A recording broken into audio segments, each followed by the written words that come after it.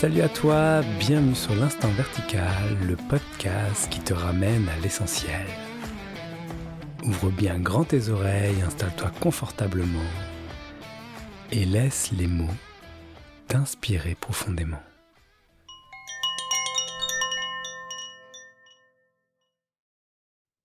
Bonjour, bienvenue dans ce nouvel épisode de l'Instant Vertical. Aujourd'hui, je suis avec Diane Gagné. Salut Diane. Bonjour. Ravi de te rencontrer, Diane. C'est une grande joie. Donc là, on échange France-Québec. Je ne sais pas quelle heure il est chez toi. Ah, il est tôt, là. Il est tôt. Il est 8h25 le matin. Ah oui, d'accord, ok. Donc Diane, je t'ai rencontré via une vidéo que tu as partagée il n'y a pas longtemps sur la légitimité d'être. Oui. Voilà, et ça m'a très inspiré pour faire un épisode avec toi sur ce sujet. Et juste pour mettre un peu de contexte, je te présente vite fait aux auditeurs et aux auditrices. Et puis après, je te propose une première question et ça lance notre échange. Ça te va? Oui, c'est correct. Alors, Diane, donc toi, tu partages depuis pas mal d'années entre la France et le Québec sur une réalisation qui s'est vécue pour toi assez de manière brutale et qui s'est intégrée au fur et à mesure. Et tu partages vraiment un message d'amour, une voix du cœur. Et, et aussi à vraiment vivre pleinement l'instant, à goûter l'instant tel qu'il est. Et tu partages essentiellement via ta page Facebook et aussi une chaîne YouTube. Et puis de temps en temps, quand c'est en demande, des satsangs, de l'accompagnement en individuel. Mais tu as du goût pour le groupe, comme tu m'as dit tout à l'heure. Est-ce que ça te va comme Oui. présentation? Est-ce que tu veux rajouter Oh quelque oui, chose? Non, non, non, c'est bien correct comme ça, c'est parfait. Alors, pour lancer cet épisode sur la légitimité d'être, ce qui m'a vraiment touché dans la vidéo que j'ai vue de toi la dernière fois, c'était que tu racontais l'histoire que quand il y a eu cette réalisation pour toi et qu'il y a eu aussi l'élan du partage, eh bien, tu as trouvé aussi des portes fermées, que tu t'es confronté à de l'ordre de sachants, comme ça que tu les as nommés dans la vidéo. Et que, à partir de là, il y a eu beaucoup de questionnements autour, est-ce qu'il y a des niveaux, de la légitimité à pouvoir partager? Et voilà, c'est à partir de ça que cette matière-là que j'ai envie qu'on échange. Donc ma question, c'est: qu'est-ce qui s'est passé pour toi lorsque tu as eu l'élan de partager? Ça a été un beau chemin d'apprentissage que de surmonter toutes les peurs qui étaient autour de ça et qui se sont révélées quand même assez rapidement. Comme on a discuté un petit peu avant l'enregistrement, dans le fond, sans revenir sur toute l'histoire, Mmh. moi, l'élan est venu très, très, très rapidement, là, dès le retournement de conscience qui, moi, m'a amené à un effondrement très rapide et très complet de toutes les structures. Il y a eu cet élan-là de partager. Mais c'est pas parce que il y a reconnaissance de la vraie nature que l'effondrement de toute la structure, je dirais, psycho-corporelle qui est autour de tout ça, qu'il n'y a pas encore des peurs qui sont là, puis encore des trucs qui sont là et qui demandent à être vus. Au contraire, il y en a généralement beaucoup. Euh, et, euh, et moi, j'étais déjà dans un processus dont j'avais vraiment, mais vraiment aucun contrôle. Puis dans le fond, c'est un peu ça le processus, hein, c'est de nous faire réaliser qu'on n'a pas de contrôle, que le contrôle est illusoire. Exactement. Donc là, mais moi, c'était un point où, tu sais, j'avais plus le contrôle de mon corps ni de ma psyché. Je pouvais partir dans des états de transe à tout bout de champ. Bon, bref, c'était très, très, très déstabilisant. Mais en même temps, c'était rempli d'un amour qui, moi, pour moi, était très dévotionnel et me dépassait totalement et m'effrayait même à plusieurs égards. Et à l'intérieur de cet amour-là, qui était plus grand que nature, là, qui était Mmh. même, je dirais, qui avait une qualité énergétique qui était même difficile à supporter pour le corps au début, euh, il y avait ce mouvement-là qui me poussait toujours vers le partage et je devais me commettre. J'avais pas le choix parce que sans ça, ça devenait tellement souffrant intérieurement, ça tirait tellement que j'avais pas le choix que de me commettre. Puis là, j'ai commencé toutes sortes d'initiatives. Ça a été des sites web. J'ai fait un podcast, moi aussi, pendant un certain temps. J'ai eu plusieurs pages Facebook que j'ai abandonnées, recommencées, parce que justement, j'avais de la misère à persister dans ce mouvement-là. Je me décourageais souvent. J'ai commencé aussi à écrire un manuscrit. Bref, j'ai essayé toutes sortes de façons de partager et à travers toutes ces tentatives d'exploration-là, ben oui, rapidement, je me suis butée à des portes qui se sont fermées ou même ou parfois simplement de l'indifférence, là, de l'absence de réponse et de retour sur les tentatives que j'ai faites pour aller vers des gens qui étaient associés soit à des communautés ou des groupes, puis j'avais le goût de me joindre à ces gens-là, soit pour proposer mes services, partager tout ça.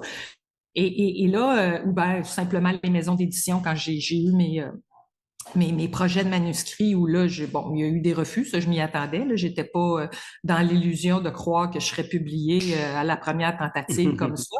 Mais la façon dont ça s'est fait à certains endroits, moi j'étais dans ma naïveté et cet amour-là débordant qui me remplissait, qui débordait de partout. Et là, à chaque fois, c'était comme une claque au visage de me dire, ben voyons, on n'est pas dans l'amour, là, on n'est pas dans l'ouverture, on n'est pas dans cette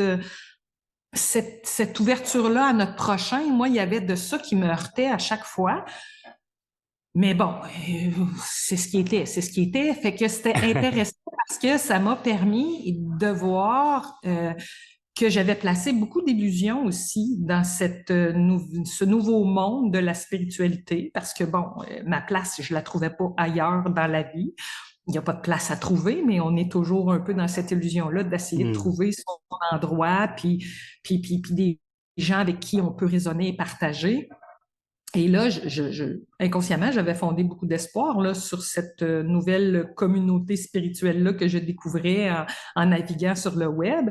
Et là, à chaque fois, je voyais que j'avais mis des gens sur des podiums et que là, la vie me les faisait dégringoler de le podium d'une certaine façon pour que moi, je me vois aussi à quelque part là-dedans et que je vois qu'il y avait une certaine valeur dans mon propos puis dans ce que j'avais à partager puis que j'arrête de me définir aussi par le regard de l'autre. Mais à chaque fois, c'était une claque au visage et ça me permettait de voir ce qui avait besoin d'être vu. Fait que c'était correct. Là, le chemin, à quelque part, je le regarde aujourd'hui puis je me dis, il était magnifique. Il m'a permis aussi, parce que parfois, on traverse cette illusion-là sur le chemin spirituel. Hein? Là, on tombe dans l'illusion spirituelle qu'on a compris quelque chose, qu'on a vu quelque chose que le reste des non-éveillés n'auraient pas vu. Et là, on se prend un peu au jeu de ça, mais finalement, moi, tout ce que ça m'a fait voir, c'est que les gens qui naviguaient dans cette nouvelle réalité-là, enfin pour moi, c'était une nouvelle réalité, c'était un nouvel univers que je découvrais, n'étaient pas différents de ceux que j'avais rencontrés dans les autres domaines où j'avais œuvré avant, que ce soit le domaine des arts ou le domaine judiciaire. Là. Je rencontrais les mêmes qualités chez ces gens-là et les mêmes défauts, si on peut dire. Là, c'est pas vraiment des termes que j'aime à utiliser, mais on peut les employer pour les fins de la discussion. Je rencontrais les mêmes caractéristiques chez ces gens-là, les mêmes histoires qui se racontaient et qui sont faciles de se raconter, que on a saisi quelque chose que l'autre n'aurait pas saisi, qu'on est rendu à un endroit que l'autre ou l'autre serait pas rendu. Alors que tout ça, c'est juste des histoires. Là. C'est juste des histoires. Ce personnage-là n'a jamais existé, il n'existera jamais. Et tant que il y a une histoire à quelque part qui se raconte intérieurement, que moi, j'ai compris quelque chose que l'autre n'a pas compris, ou qu'il y a ce simple élan-là de dire ça me fait vibrer, puis ça me fait pas vibrer. Oui, c'est normal qu'il y ait des choses qui nous fassent vibrer plus que d'autres parce que on a tous une certaine couleur intérieurement, puis on finit par connecter à des gens qui ont cette couleur-là aussi, puis on finit par vibrer avec les gens qui vibrent un peu et qui tiennent le même discours que nous. Mais ça demeure pour moi encore beaucoup du personnage, hein, que d'aller vers ce qui nous ressemble. Pour moi, la réalité absolue, c'est d'aller vers ce qui ne nous ressemble pas. Et c'est de se frotter à la différence de l'autre. Pour moi, l'absolu, il n'y a pas de couleur, il n'y a pas de saveur, il n'y a pas d'odeur. C'est ce grand ouvert-là qui est perméable et ouvert à l'instant tel qu'il se présente. Et dans cet instant-là, ben, il peut y avoir quelque chose qui ne nous ressemble pas, mais vraiment pas. Et moi, les quelques fois où je me suis fait dire ce que tu écris, ça m'apprend rien. J'étais comme, ben oui, mais c'est parce qu'il n'y a rien à apprendre. Tout est à désapprendre. Moi, j'ai pas compris qu'on me tienne ce discours-là sur le chemin. Puis à quelque part, oui, je l'ai compris parce que j'ai fini par me prendre au jeu de ça, moi aussi. Tu sais, je veux dire, je suis là à parler des sachants, là, mais moi aussi, j'ai joué aux sachants. Mais la magie de ça, c'est que j'ai pas joué, en tout cas, moi, à l'époque, je l'ai vu avec le recul, j'ai fait, ah oui, OK, là, Diane, tu viens de jouer au sachant. Mais moi, je l'ai jamais fait, puis je pense qu'il y a bien des gens qui sont exactement dans la même position où j'ai été, ou où je peux être encore à certains moments, de vouloir simplement partager. De vouloir simplement dire, ah, OK, toi, tu me fais voir telle chose, mais moi, je le vois comme ça. Puis est là la difficulté. Est-ce qu'on peut se rejoindre dans nos façons différentes de voir les choses? Parce que c'est de se rejoindre là-dedans qui permet de bonifier puis d'enrichir que de s'ouvrir à la perspective au point de vue de l'autre, tu sais. Fait que des fois, le rôle du sachant, il est pas mauvais non plus, tu sais. Puis moi, je l'ai beaucoup, parce que bon, le vidéo dont on parle, là, moi, je le faisais en réponse à Elvira, là, qui a son compte La conscience s'amuse, puis qui avait fait un texte où elle disait, bon, je vous ai vu les sachants, je vous ai entendu et je vous ai compris. Puis je la comprenais, puis je la rejoignais totalement là-dedans, puis j'étais comme, mon Dieu, que oui. Mais on l'a tous vécu, puis moi aussi, je l'ai vécu via mes comptes Facebook et Instagram, d'avoir droit à ces monologues-là de gens qui débarquent en dessous. Puis je l'ai vécu aussi beaucoup dans les groupes de discussion à caractère spirituel, où là, des fois, il y a des échanges interminables qui partent en dessous d'un texte ou d'une publication, où là, tout le monde se confronte dans sa vision de l'absolu. Ben oui, mais justement, c'est l'absolu, là. On peut en parler indéfiniment de tout ça, puis on a tous et chacun notre façon de le vivre, de le ressentir et de le partager, de le transmettre, puis comment on peut se rejoindre là-dedans, plutôt que de tenter encore, d'une certaine façon, de dire ça me parle, puis ça me parle pas. Quelque part, tout et rien devrait nous parler, là. On devrait toujours avoir cette fraîcheur-là de dire comment je peux, dans l'instant, simplement accueillir ce qui est là. Fait que le sachant, il a son rôle pour nous faire voir un autre volet, puis nous faire voir aussi en nous ce qui demande encore à être vu à ce niveau-là. En tout cas, du moins à mon sens, puis c'est ce que j'ai essayé de transmettre dans la vidéo, puis de pas juste dire « Ah ben oui, mais le milieu de la spiritualité, il est comme ci, puis il est comme ça. » Ben, il est pas différent des autres milieux parce que c'est ça la nature humaine. C'est ça la nature humaine, c'est cette difficulté-là qui est encore bien présente en chacun et chacune de nous, de simplement s'ouvrir à la différence. Ouais, merci Diane. Et c'est intéressant ce que tu dis là sur vraiment ces dernières phrases. Enfin, ce que tu as dit en général était très intéressant, mais le fait de rappeler que ce milieu dit spirituel est exactement à la même couleur que l'humanité. Au final, c'est l'humanité qui fait la spiritualité. Ça, ce n'est pas quelque chose qui est à part ou qui serait mieux ou qui serait plus avancé, etc. Et ça, je trouve ça important de le noter, en tout cas. Et en même temps, que la conscience est à l'œuvre et que ça aussi, c'est juste et que ça aussi, ça apporte. Et j'aime beaucoup ton histoire qui le rappelle vraiment parce que ça, c'est une justesse. À un côté, il y a un côté paradoxal pour ce qui essaye de comprendre ça, mais dans le ressenti, c'est juste parce que même une porte qui se ferme, elle a de la valeur d'être. Oui, oui, oui, parce qu'une porte, ça m'a pris du temps à le comprendre. Une porte qui se ferme, c'est pas un refus, c'est pas un rejet, c'est une redirection. Mais la redirection est illusoire quelque part parce que c'est juste une redirection vers soi. C'est juste toujours un retour vers soi de dire, OK, mais qu'est-ce que j'ai pas vu en moi dans ça? À quoi ça fait écho en moi? Puis, comment pas je réagis, là, parce que c'est pas la bonne expression, mais comment je me positionne? Comment je me positionne par rapport à ça, de dire, OK, ben là, ça vient chercher ça vient chercher telle réaction. Et la réaction, ben, c'est toujours le mental qui essaie de récupérer le truc pour essayer de le comprendre. Et quand on lâche prise là-dessus, puis qu'on fait juste s'ouvrir à l'instant tel qu'il est, puis laisser le ressenti se vivre et s'expérimenter pleinement, ben on s'aperçoit que finalement, une fois que cette énergie-là s'est dissipée puis qu'elle s'est en allée, ben c'est correct. C'est correct, il n'y a pas de problème. Puis il y a quelque chose que moi je dis qui rebondit en nous, puis qui fait, ben c'est pas grave, on va trouver une autre façon de continuer à se déployer autrement, puis c'est pas plus grave que ça, puis il n'y a pas de péril en la demeure, là. C'est vraiment pas, c'est vraiment pas un enjeu à quelque part. Mais dès que c'est vécu comme un enjeu, ben, je pense que c'est ça qui demande à être, tout simplement. Ouais, le côté qu'il y a de l'enjeu, il y a quelque chose qui s'attache à une vision d'importance quelque part et donc une comparaison aussi.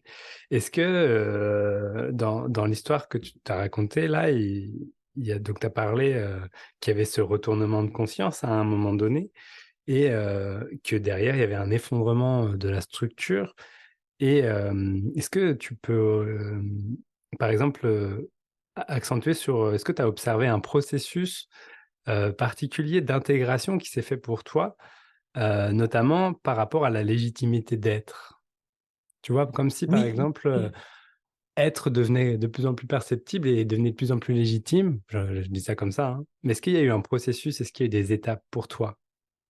Oui, absolument, parce que la façon dont ça s'est vécu, c'est que quand tout ça s'est effondré, ça a été tellement un gros crash dans ma vie que ça m'a amené dans un état de fragilité et de vulnérabilité extrême, là. J'avais vraiment l'impression, il y avait comme cette espèce de double aspect. Moi, souvent, j'emploie l'image, la meilleure image pour expliquer la façon dont ça s'est vécu, moi, sur une période de 72 heures, là, c'est que quand je me suis levée le troisième matin, j'avais vraiment l'impression d'être Harry Potter qui débarque pour la première fois sur le chemin de traverse.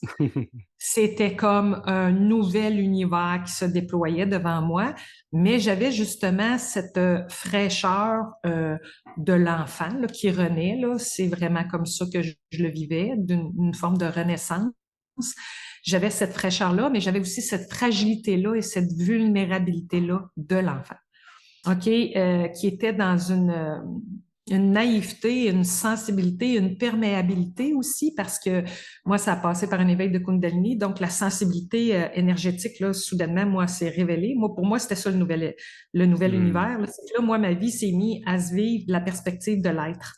Vraiment, là, de la présence, finalement. Fait que là, au niveau énergétique, je veux dire, tout était ressenti là, avec d'une façon décuplée, là, qui était vraiment très difficile à vivre, mais dans un amour et une ouverture qui était également très beau.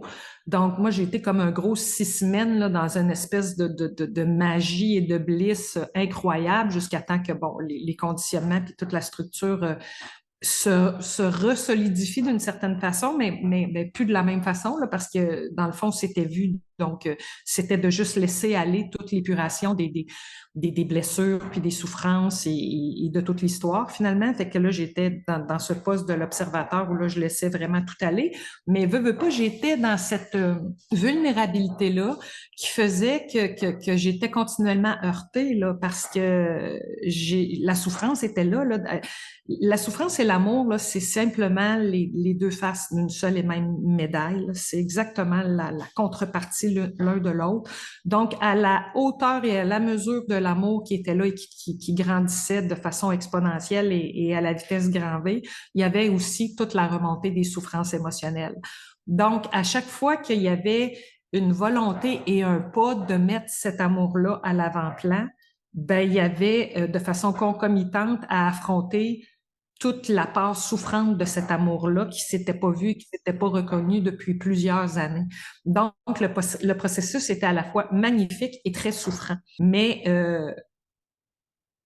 ce qu'il a fallu que je comprenne assez rapidement, parce que souvent, quand on commence à naviguer en spiritualité, surtout que moi, j'étais pas un truth seeker, là, j'étais pas un chercheur de vérité depuis 10 ou 15 ans, là, vraiment pas, j'étais pas dans cette eau-là. Fait que là, le mental essayait de lire à droite et à gauche pour essayer de trouver, de comprendre ce qui est en train de lui arriver.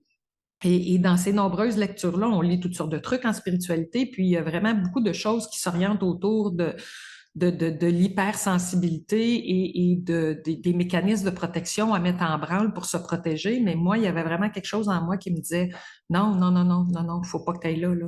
Faut pas que tu te protèges. Faut que tu t'acceptes de te mettre à nu, Hmm. t'acceptes d'être vu, que tu acceptes d'être challengé et d'être bousculé dans cette sensibilité-là et cette vulnérabilité-là. Parce que dans le fond, c'est ça que j'avais étouffé toute vie, tu sais. Fait que là, il fallait que j'accepte d'avoir des émotions qui m'envahissaient à tout moment, de n'importe quelle façon, que ce soit en public ou en privé. Je pouvais être touchée par la beauté d'un coucher de soleil autant que par la misère dans le monde, puis me mettre à pleurer comme un enfant. Puis là, ben, il fallait que j'accepte d'être vue là-dedans, là, par mes proches, par ma famille, par mes amis. Ça pouvait m'arriver même dans des lieux publics. Donc, il y avait cette vulnérabilité-là qui faisait que j'étais toujours à fleur de peau, puis qui, là, me disait juste intérieurement, accepte d'être vue, accepte d'être vue. Puis moi, je percevais ça avec les lorgnettes, la lorgnette et les lunettes de l'ego, où là, je me mettais à nu, puis je voyais ça comme de la faiblesse. Mais à quelque part, de m'abandonner puis de me laisser couler là-dedans, ça s'est avéré à me permettre de voir que c'était une force, tu sais, parce que l'amour, c'est une grande puissance, là, quand tu es capable d'aimer librement, ouvertement, sans attache, sans possessivité, tu grandis là, intérieurement, puis ça te donne un courage et une puissance intérieure qui, justement, te permettent avec le temps d'y aller à l'avant-scène, puis d'être ce que t'es, puis de t'accepter, puis de te voir, puis de t'aimer là-dedans, puis de dire, ben oui, mais ça, c'est le divin. C'est le divin, c'est où la conscience, là, on peut prendre le nom qu'on veut par rapport à tout ça. C'est la conscience, c'est juste la conscience qui veut s'exprimer, qui veut exprimer sa couleur, qui veut exprimer sa particularité et sa diversité et son unicité, mais son unicité à travers la singularité. Donc, faut passer ce processus-là où vraiment on s'autorise à être dans les plus belles parts, mais dans les moins belles parts aussi de ce qu'on est. Faut le passer. Moi, c'est de même que ça s'est vécu. De plonger de plus en plus dans cette souffrance-là et de m'autoriser émotionnellement à être ce que je devais être dans l'instant, que ça soit colérique, que ça soit joyeux, que ça soit triste, que ça soit comme ça voulait être. De m'autoriser à être ça devant d'autres personnes, pour moi, elle était là, la légitimité. D'arrêter de présenter juste le beau côté, le beau visage, la fille performante, la fille en contrôle, la fille qui, justement, était capable d'y aller à l'avant-scène. Tu sais, moi, j'ai été avocate pendant 25 ans, j'ai gravité dans les arts de la scène, fait que plaider en public, chanter sur une scène. Moi, j'ai été à l'avant-scène de nombreuses façons dans ma vie, mais c'était toujours pour transporter les mots, les arguments et les paroles de d'autres personnes, jamais pour partager vraiment qui j'étais. Puis là, quand ça a été le temps de partager qui j'étais, oh, là, c'était pas la même chanson parce que au début, ce que j'avais à montrer, c'était pas beau. C'était juste des émotions puis une sensibilité à fleur de peau qui était très souffrante. Fait que c'était pas beau au début ce que j'avais à partager. Mais il fallait que j'en passe par là aussi, tu sais. Ouais. Et cette légitimité d'être que tu évoques, est-ce que c'est une sorte de paradoxe de parler de légitimité d'être? Parce que on pourrait croire qu'on pourrait être comme on veut, mais au final, il n'y a rien qui empêche l'être d'être. Voilà. Oui, C'est quoi ce paradoxe? paradoxe. Est-ce qu'il y a un paradoxe de fait de Ben parler oui, de oui, légitimité d'être? il y a toujours un paradoxe. Il y a toujours un paradoxe. Parce que dans le fond, du point de vue de l'absolu, on n'est rien de particulier, là. Hmm. On n'est rien de particulier. La particularité, à quelque part, c'est une forme d'illusion. Elle fait partie du jeu, mais le jeu, il est là pour être joué.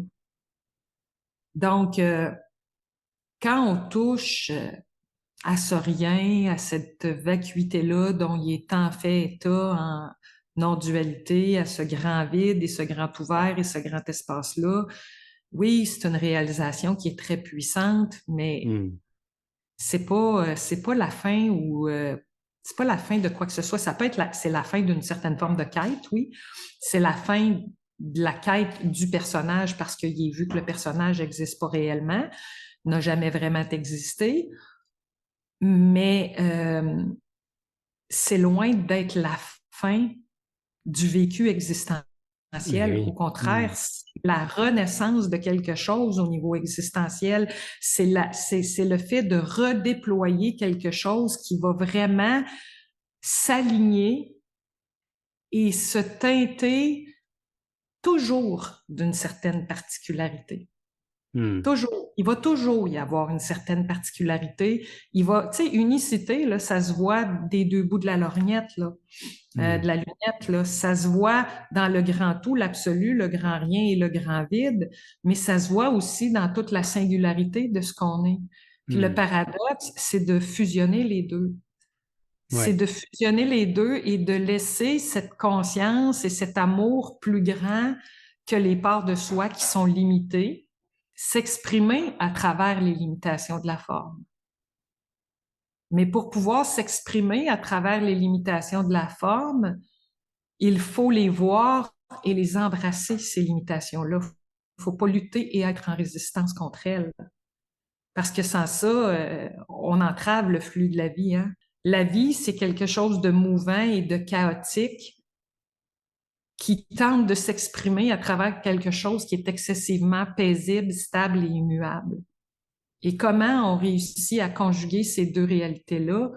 Pour moi, elle est là l'intégration du processus. Si on n'est pas capable d'intégrer ces deux réalités-là, le chaos et la lumière en nous, on peut pas vraiment se redéployer dans l'existence. On demeure soit planqué en conscience dans cette zone-là où c'est très confortable d'être dans le poste de l'observateur puis de regarder ce qui se joue. Puis de ce poste-là, c'est très facile de jouer au sachant, hein, parce que là, on est dans la lorgnette, on est dans la vision de l'esprit. On est vraiment dans la première portion de la réalisation de je suis un esprit. À la base, c'est ce qu'on est. Tu sais, quand on dit on est des êtres spirituels venus vivre une expérience terrestre, ben la première portion, c'est de réaliser que nous ne sommes pas ce corps, nous ne sommes pas ces limitations-là, nous sommes pur esprit, pure conscience.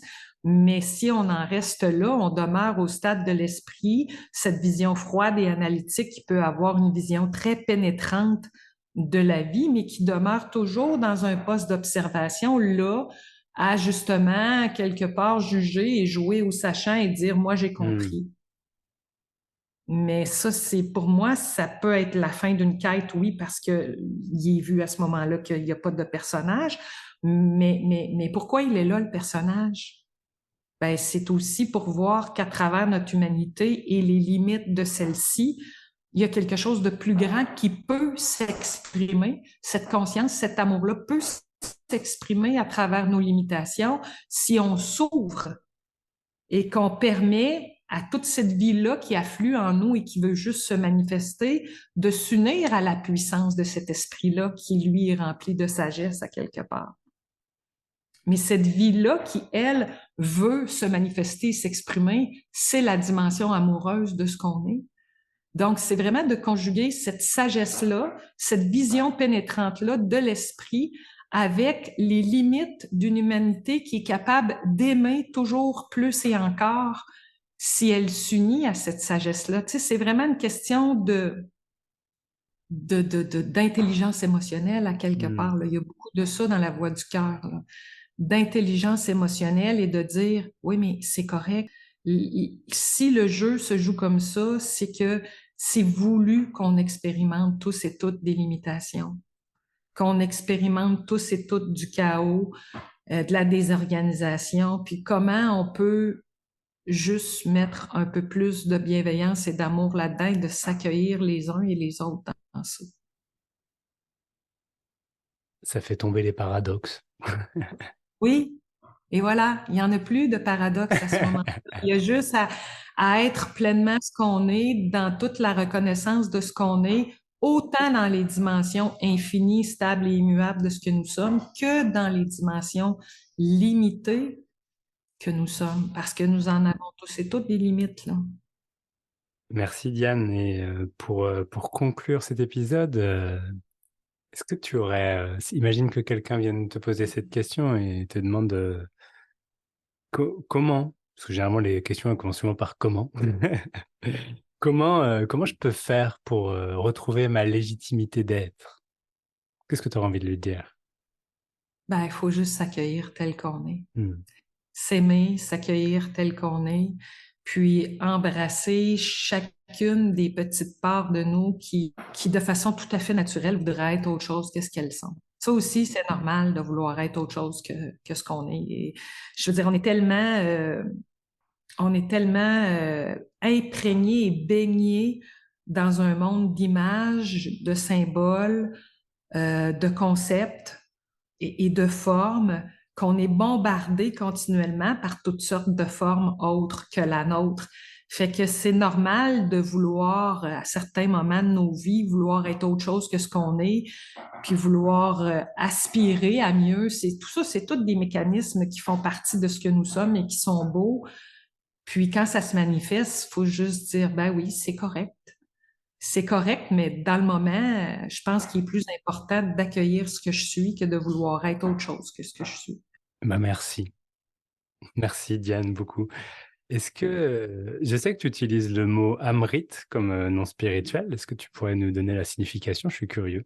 Ben, Amrit, c'est un terme sanskrit qui fait référence à ce qui est appelé dans les traditions orientales le nectar d'immortalité, qui est illustré dans d'autres traditions comme le soma, là, l'espèce c'est l'espèce de breuvage, de substance qui nous amène dans un état de bliss, si on peut dire. Puis moi, ce nom-là est apparu quand je suis revenue d'un voyage en Inde et avec l'apparition du nom est venu cet état de bliss-là que j'avais vécu à plusieurs reprises dans les dernières années, là, durant le processus. Je le vivais de façon récurrente. Cette énergie-là auquel on peut pas non plus, tu sais, c'est une expérience, puis on finit par se dire, bon, OK, c'est correct, là, c'est juste une expérience. Mais moi, depuis le voyage, il y a quelque chose de cet ordre-là qui s'est installé, puis est venu avec cet état, que je suis pas capable de décrire clairement parce que c'est très transcendant, est venu avec ça, ce nom-là. Puis pour moi, ben, il résonne. Donc, j'ai décidé de l'utiliser pour mes trucs sur le web, là. Voilà. Ça marche. Bah, merci beaucoup, Amrit Diane Gagné.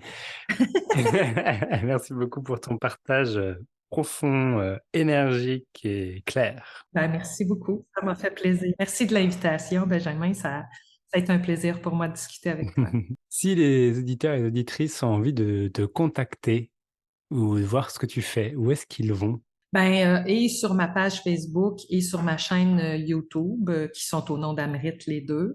Il y a le lien et vers mon site web et bon, il y a un lien Linktree là, qui fait le lien là, qui est un lien fourre-tout finalement là, qui mène à toutes mes plateformes. Ouais. Et sur mon site web, ben, il y a mes coordonnées où me contacter là, si on veut me contacter personnellement. Ça marche. Donc on tape Amrit dans YouTube, A-M-R-I-T, Oui. et on te trouve sous le nom de Amrit Diane Gagné. Oui, aussi. Il y a deux pages. Il y a la page perso Diane Gagné et il y a la page Amrit sur Facebook.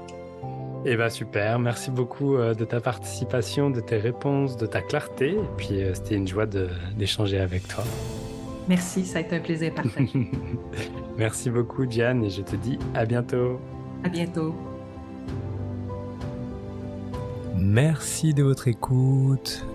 En attendant de vous retrouver la semaine prochaine pour un nouvel épisode, je vous invite à retrouver l'Instant Vertical sur les réseaux sociaux, Instagram et Facebook, et à plonger dans ce silence infini, dans la verticalité de l'instant.